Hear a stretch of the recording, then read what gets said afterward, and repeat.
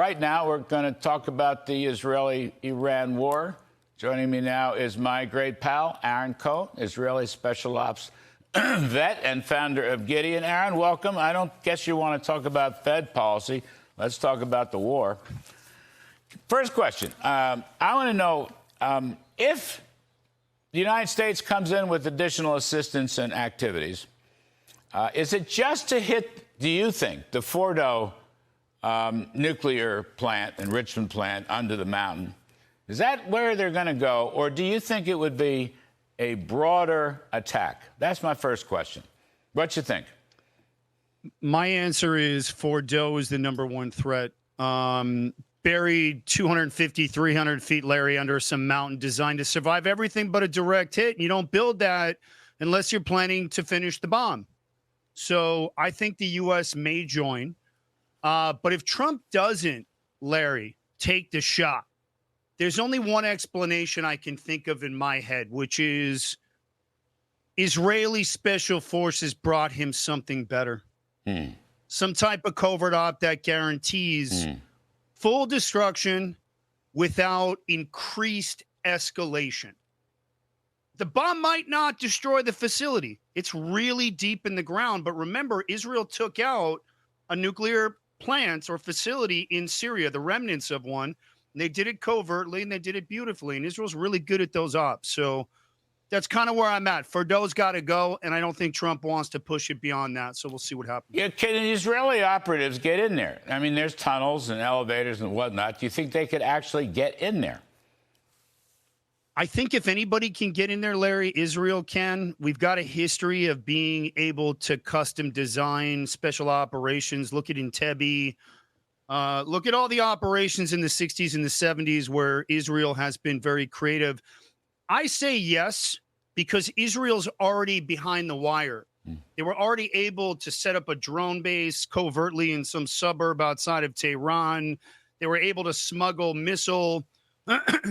trucks carrying missiles to be able to launch them at the Iranians. So the Mossad has been behind the wire, and that puts them inside Iran's head. So psychologically, Israel's got tremendous pressure inside of Iran, Larry, which I believe is already causing dissent. So I think Israel's already calculating some type of regime collapse in the big play. But there's definitely, if anyone can pull this off, Israel can. You and I know how much magic they've been able to do between all the hostage rescues and all the special operations in the last 20 months. 100%. Aaron, what about, has Israel crippled the Natanz nuclear operation? Have they crippled it? I'm not sure if it's completely destroyed. I know they just hit Iraq, which is a big one. And the IDF just put out some video showing what that operation looked like digitally. But these operations, Larry, are continuously ongoing. So if they haven't crippled Natanz yet, it's just a question of days. I don't think this thing is going to last forever, but Israel's on the offense right now because there's missiles coming into Israel.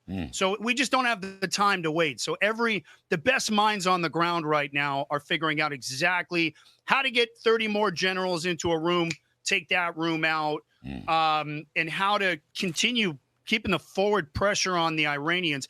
Larry, this is survival time right now, so we don't have the luxury to not be good. So they fired however many missiles. A couple of them have gotten through. We fired thousands. They're all hitting. So right now, Israel's got the advantage. You mentioned a moment ago, I just want to come back to it. The Israeli actions damaging Iran and presumably the mullahs and Khamenei and so forth. You mentioned dissent. Is dissent growing? Is there an Iranian street developing that will, at some point take out the police state that these mullahs have created? Dissent, Aaron. What's going on there? It's a good question, Larry. I see where you're going with this. I think that dissent, and I think that getting the Iranian people... Look, Israel striking the nuclear Fordow site and eliminating that capability is great.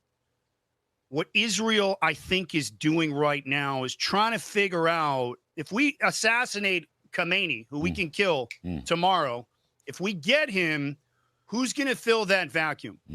Who's going to create and organize all of these Iranians and get all these generals and police officers on the same page, because everyone's going to be scrambling for power like we saw in Libya, like we've seen in all these countries, that we're not great here in the U.S. in terms of flipping regimes. But is Pahlavi, the son of the Shah, capable of pulling this all together? Can we get the Kurds in if we need extra weapons? Can we get the right people to come in from the police and the military in Iran? It's a monster. It's a monster. And I think those conversations are probably happening also. Forward operations until these, maybe that's the 2-week delay. Maybe that's the delay. How long is it going to take to get all these pieces lined up? So if the Iranians don't come to the table, let's get that regime change. Let's spark the seed. Yeah. We'll see. Well, we will see. Aaron Cohen, thank you, my friend. We appreciate the update. Hope to see you soon. Appreciate you, Larry. Real quick, to your investors out there, I've just launched Gideon. It's the first AI-powered early warning system for law enforcement. Scans open source data in real time and flags behavior to stop lone wolf terrorists in their tracks. Cops are flying blind out there. I'm going to bring the signal. I've got an elite engineer team on board. I'm about to open my seed round. So if any of your viewers out there are mission driven, reach out to me and let's stop the next one together. So, Aaron, come on the radio this weekend. We can talk more about that. I'm booking you on the radio this weekend. All right, buddy. Let me take a minute and tell you guys about something incredible that I'm building and why I need your help. It's called Gideon. It's the first real-time AI-powered threat detection system for law enforcement and schools.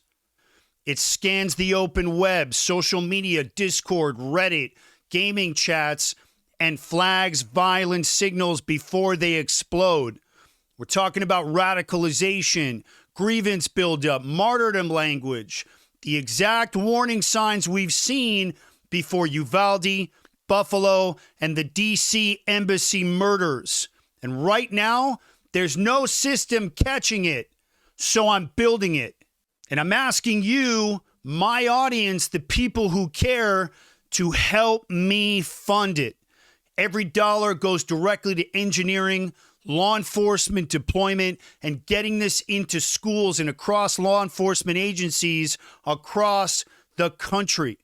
And so if you've ever asked, why didn't they stop this? Or how come they didn't stop this? This is the answer.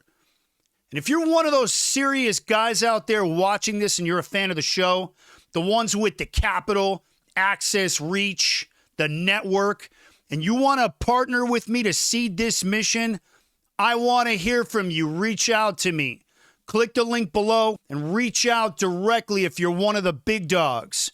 I'm building the system that stops the next attack before it starts, and it's called Gideon.